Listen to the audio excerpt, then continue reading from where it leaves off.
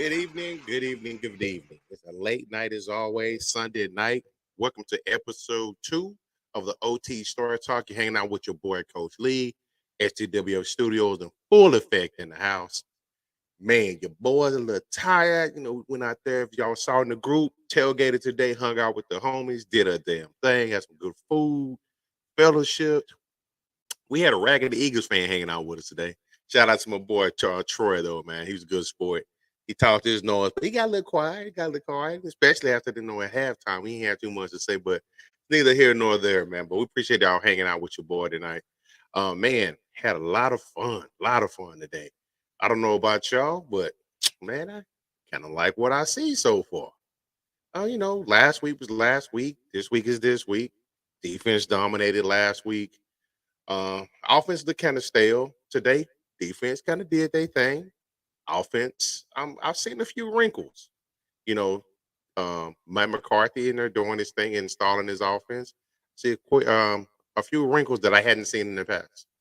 Nice pace of the game, all that good stuff. But obviously, if you're hanging out with your boy, you already know what the score is. If not, score was 30-10 Dallas Cowboys. Man, it was I think at halftime it was 18-10 at halftime.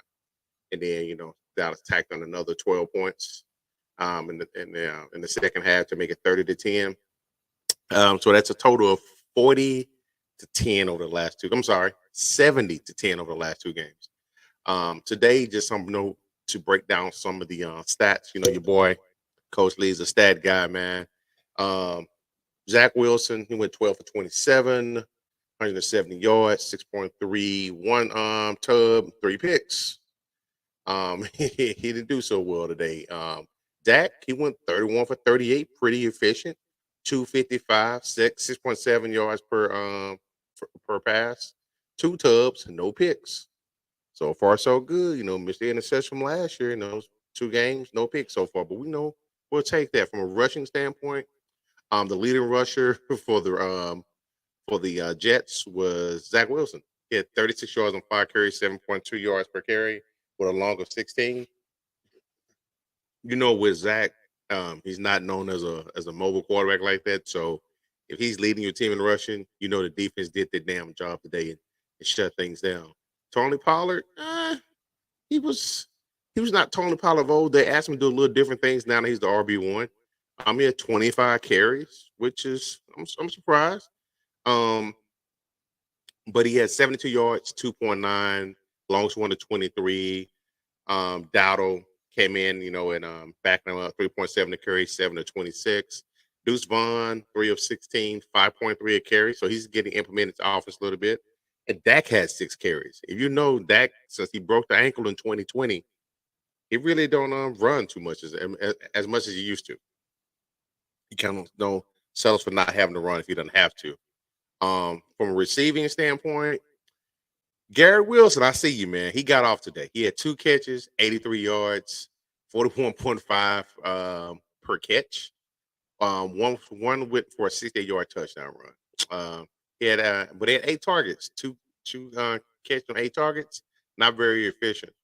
For the Cowboys, CD went off today. 11 for 143, 13 yards a catch, along with 31. So he had 13 targets. So out of 13 targets, 11 catches. So we'll take that. Tolbert, I see you, youngin. Last year he was not out there much often, if at all. And this year, like the confidence is starting to build for him. Fumbles, CD had 1 fumble, but it was recovered by Tyler Biadasz. Michael had a fumble recovery. Dalvin Cook was the one that lost it, if you saw that. And that's pretty much the rundown. I'm not going to do the individual defensive stats. But defense did their thing again. So, as we always do here, man, as far as, my pregame thoughts. For me, obviously, A-Rod got hurt last Monday. It was a Monday night, I think. Yeah, it was last Monday night, 4 plays, ruptured his Achilles. So he was not able to compete today, and probably could have been different if he had a play today. He kind of, I'll be honest, he kind of owns us especially when he comes to town, man. It's never going to be an easy game for us. So, it was a lot of Jet fans at the game today. and they did their thing. What I was thinking when they came in with this defense, I was curious to see if they're going to be able to keep up the pace that they had from last week with the Giants, and I want to see if the offense was able to possibly show more. We didn't see too much last week. Really, we didn't have to see too much because the defense played so well. But I think they showed some wrinkles. I don't think we still have played a complete game yet offensively. Defense is just steady. They're consistent. They come in waves. Um, some things that I did see early on, they was trying to put a lot of heat on the young quarterback. It was leaving the middle wide open, a lot of one-on-one coverage, and that's how on the one that Wilson caught. That's how he had the 60-yarder. It was pretty much blown coverage. The DB was trailing. He tried to tackle. He broke the tackle, um, and the safety came over the top and he took a bad angle, and then he just outran everybody. But shout out to him for play needed to be made. He made it. So as far as again coming into the game, I really didn't know too much. I wasn't gonna take. I never take a game for granted. So it is what it is at the end of the day. Um, for me, I will probably say the negatives that I saw. I won't say that's how a whole lot of negatives, especially defense. Like I said earlier, they were steady. Offense, some untimely penalties. The one negative that I did see is we keep a lot of field goals. That's not championship quality football. If you get in the red zone, you got to make them pay for it. If you get turnovers, you got to convert those points.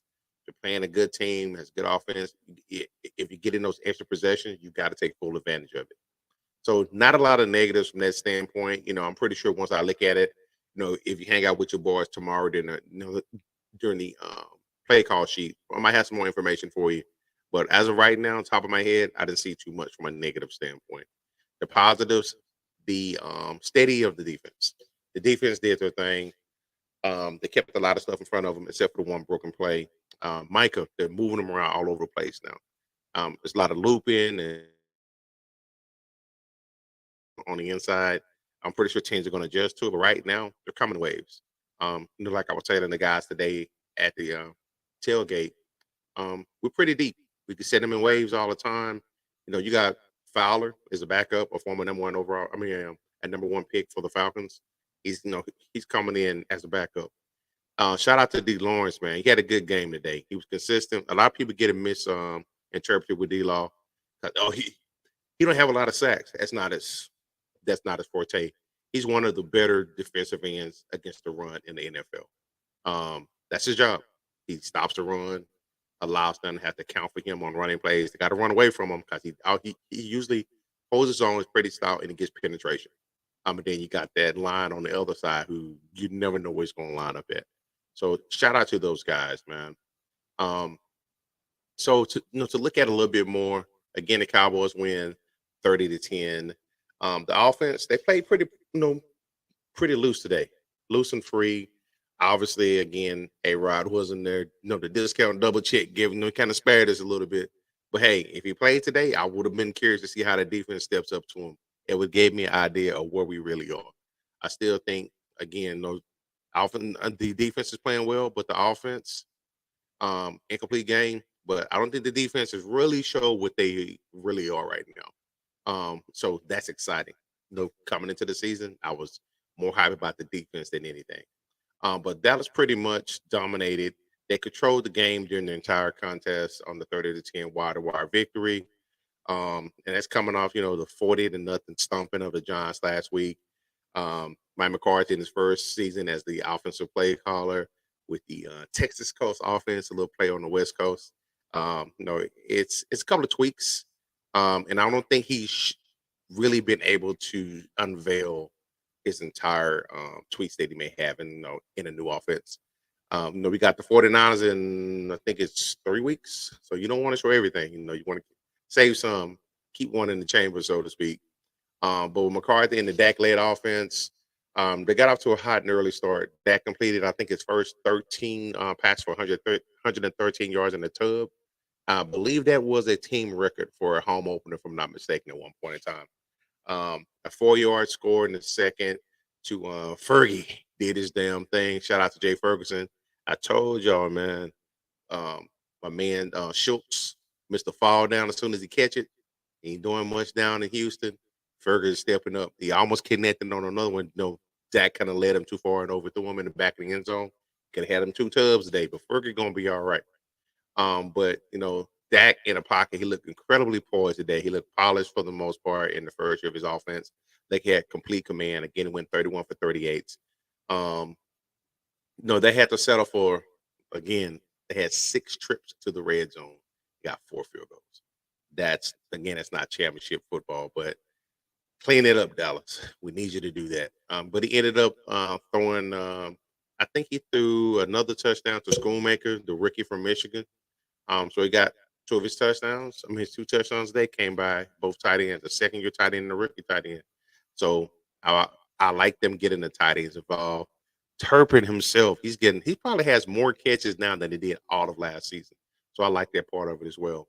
But Dak finished again with 255 yards, 2 touchdowns. CD accounted for 56% of Prescott's yards, 143 yards on 11 catches. And Cooks is out for a couple of weeks with a knee injury, so he didn't have any other receiver go over 40 yards. Gallup still kind of looked lost. I guess I would throw that underneath, a negative. It was sometimes, he's quiet. It's like he's still trying to find his niche in his offense. The offense, as far as the Jets, had that one highlight of that 68-yarder, but for the most part, Michael Parsons, the defense dominated them today. He threw, they collected 4 turnovers, a strip and fumble recovery by the young line Parsons, and he had 3 picks, 1 to Hooker, 1 to Kurz, and 1 to Diggs. And he was 12 of 27 passing. And as always, Parsons, man, he put together a pretty dominant game as always. He finished with 2 sacks, 3 quarterback pressures, a forced fumble of Cook, and a fumble recovery. And I think that marks his 10th career multi-sack game, which makes him the 6th player since that became official in '82, with 10 or more such games in the first 3 seasons. So we'll take that all day, every day. But outside of Parsons, not a whole lot going on from a sack standpoint. And another positive, shout out to Brandon Aubrey, man. He the soccer style kicker, as he's called. He connected on all 5 of his field goals, even hit a 55-yarder. So he's been pretty consistent, and I believe that's a single game team record as well. He's the first kicker since Dan Bailey's insurance to have nailed 5 field goals. Bailey did it in a 37-36 loss to the Packers, ironically, A-Rod's team in Week 15 of 2013. And it was a lot of fun. Also, since here's a stat here I'm reading for you. Since the 1970 AFL merger, has a team that scores 70 or more points and allows just 10 points or fewer in the first 2 games of the season, rather. The other 2 such teams are the 1970 Detroit Lions and the 2019 Patriots. Takeaways from Dallas's second dominant win over a New York team in 2023. Again, I think the Cowboys won because they just dominated on defense, and the offense was deficient, didn't make a lot of mistakes, and they gave what the defense took them. That's what we need from you, Dak. Once you get in there, you're throwing 50, 55 times, we don't fare too well. But you go in there, take what they give you, keep everything in front of you, don't make mistakes, make the adjustments as you need, let the defense do the hard lifting for you. We're going to be all right. With that being said, I think we have the Cardinals up next, if I'm not mistaken. We play in Arizona next week. And they had a nail biter today. They lost to the Commanders. I almost called them by the old name. They lost to the Commanders today. They had one stolen from them. And so they're probably going to be looking for a little bit of revenge. But they play Arizona in Arizona next week. It's another late kickoff. And we're going to see how they do. But, like we always doing, this is our second episode of this. I like to do these after the game. Gonna keep them going. Didn't go live tonight because your boy tired. Stayed up late, watched Colorado game. So yeah, I'm just get on, do what I need to do. And as always, man, we definitely appreciate y'all hanging out with the group. Make sure you tune in tomorrow at 7:30 Central Standard Time for the play call sheet. With that said, make sure you like, comment, share, and subscribe. Your boy, Coach Lee, out. Find this podcast and others on STWF-TV, the podcasting network, wherever you get podcasts.